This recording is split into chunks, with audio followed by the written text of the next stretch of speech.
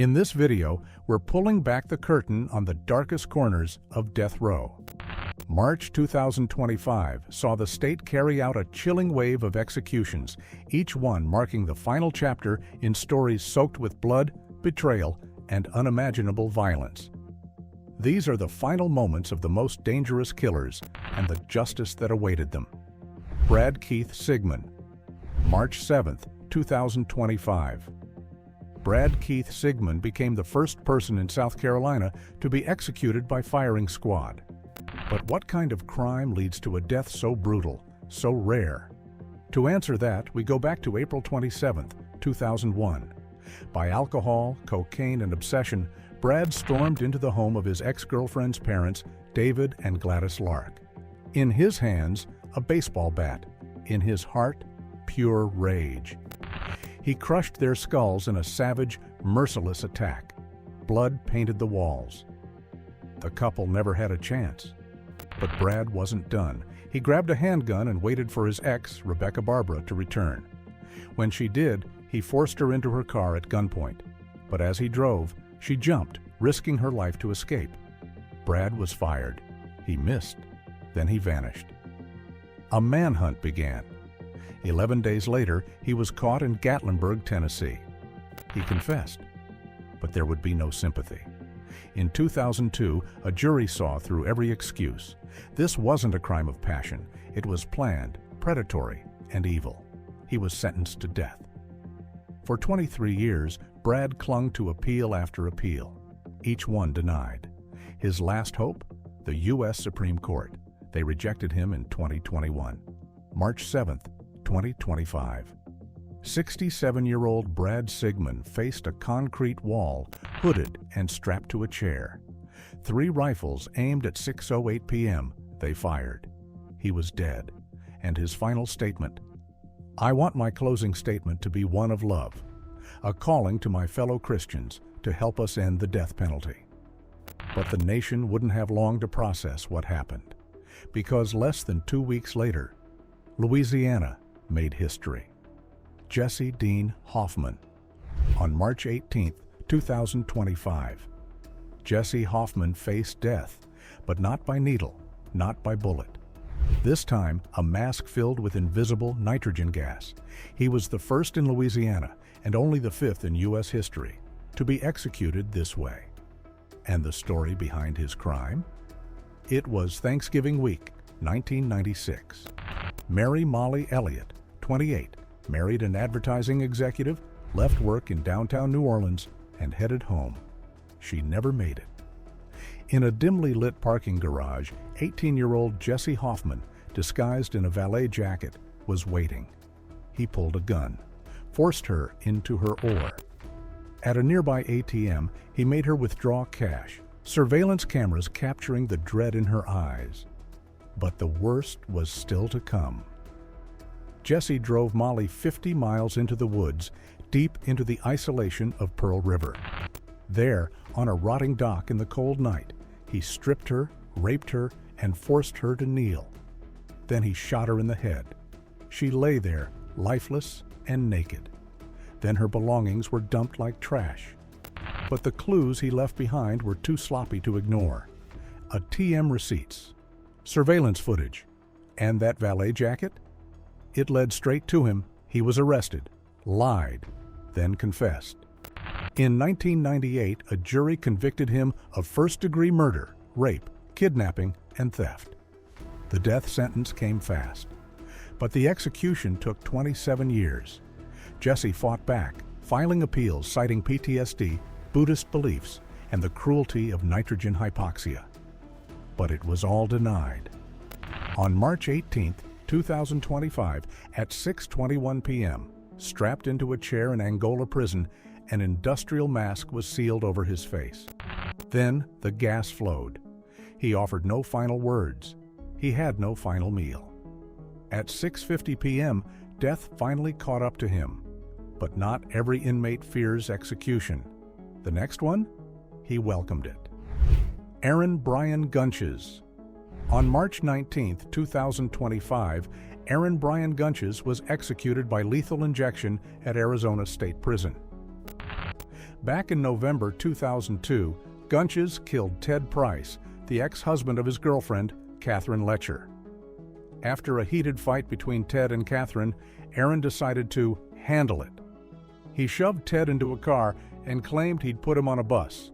Instead, he drove into the Arizona desert. Off the Beeline Highway, Ted tried to run. Aaron opened fire. 4 shots. The last one fatal. Then he tossed Ted's belongings into a dumpster and vanished. But he didn't stay hidden for long. In January 2003, a state trooper pulled him over.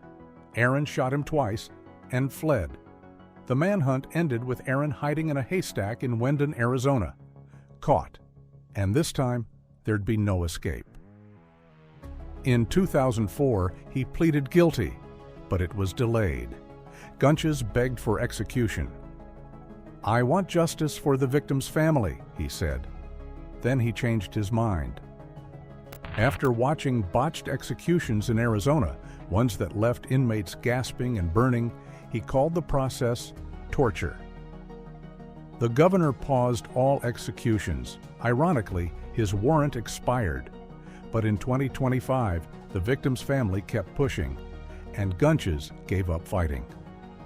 On March 19, 2025, at age 53, the case of Aaron Gunches finally came to its end. No last words. Justice was served. But something darker was brewing. Wendell Ardan Guyram March, 20th, 2025. Oklahoma carried out one of the most anticipated executions in its history. Wendell Guyram, after 19 years on death row, was finally put to death by lethal injection. But before the gurney came a trail of terror. On November 2nd, 2005, Wendell left Arkansas in a white Chevy truck. Somewhere along the highway, he picked up a hitchhiker, Jesse Johns, a drifter with a thirst for danger. They drank whiskey, talked cash, and hatched a plan of robbery. They bought gloves, loaded Wendell's .40 Ford, and drove deep into the back roads of Blaine County, Oklahoma. They found a quiet home. Inside, Lauren Kopp, her 2 baby girls, and her friend Amber Matthews. Wendell knocked, smiling. "Is your husband home?" Amber said no. That's when the monster showed himself. He opened fire, glass exploding, children screaming. He shot Lauren in the hand and hip. She begged him to stop. He laughed, pressed the barrel to her head, and fired again. She didn't die.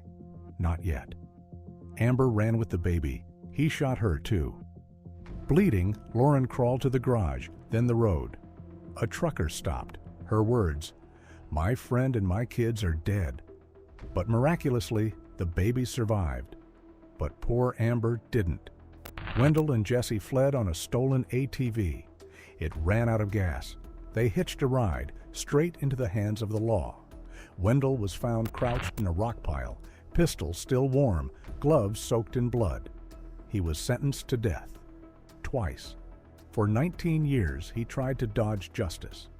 But on March 20th, 2025, it caught up to him. His final words, "I apologize to all of you that I've hurt." At 10:13 a.m., the needle was pushed in. Wendell was dead, but the sun hadn't even set when Florida prepared its execution.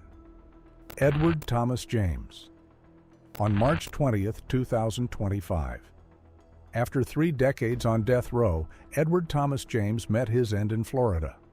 But what did he do? It was almost too horrific to believe.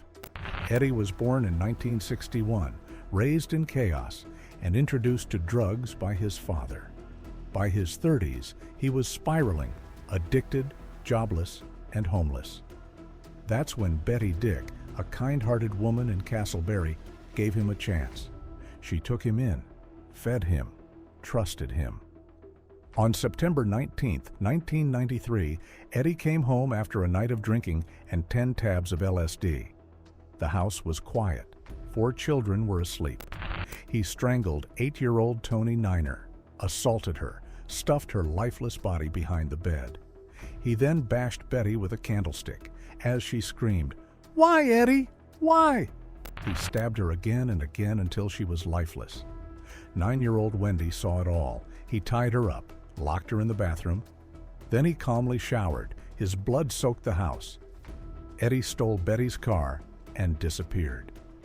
3 weeks later, America's Most Wanted led to his arrest in California. In custody, he confessed, on tape.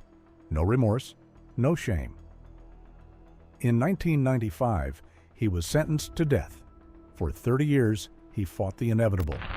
On March 20th, 2025, at 8:15 p.m., Edward Thomas James was finally met with execution. He had no visitors, no final statement. But for the family, silence was a form of justice. As Betty's daughter said, "He had power over us for 31 years. That power ends now." 5 men faced the end. One story won't leave your mind. Which was it? Share your thoughts in the comments down below.